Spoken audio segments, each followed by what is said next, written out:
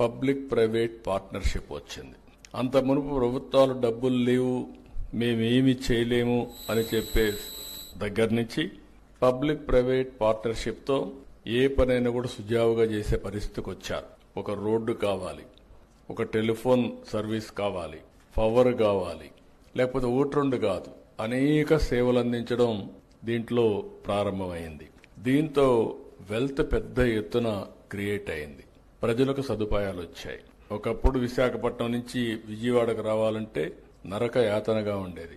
నేను చీఫ్ మినిస్టర్గా ఒకసారి నెల్లూరుని తిరుపతికి పోవాలంటే ఒక్కొక్క రోడ్డు 5-6 అడుగుల కిందనుండేది. గుంతలు, గోతులు చాలా భయంకరంగా ఉండేటివి. దీనివల్ల ఏదైతే ఇప్పుడు నేషనల్ హైవేస్ చూస్తే one of the best roads వచ్చాయి. ఒక విధంగా చెప్పాలంటే ఒకసారి సంతోషం. మలేషియాను చూశాను నేను ఆ రోజుట్లో. చిన్న దేశం, బుడ్డ దేశం, 2 కోట్ల జనాభా. వాళ్ళది east west corridor 8 lane road. ఇది ఎర్లీ 90s.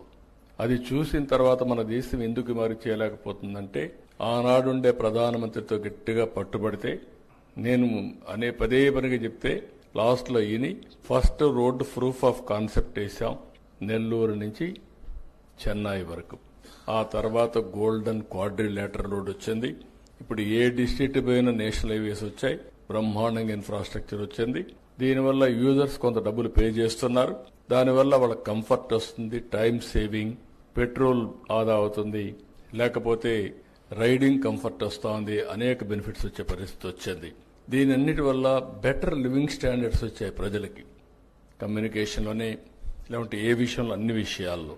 అయితే ఈరోజు మనం గుర్తుపెట్టుకోవాల్సింది హ్యావ్స్ అండ్ హ్యావ్ నాట్స్ మధ్య. డబ్బులుండే వాళ్ళ దగ్గర ఎక్కువ డబ్బులు వెళ్ళిపోతున్నాయి, డబ్బులు లేని వాళ్ళు పేదరికంలోనే ఉన్నారు. ఇవన్నీ ఆలోచించిన తర్వాత ఆ రోజు మేము ఆలోచించింది global forum for sustainable transformation కింద.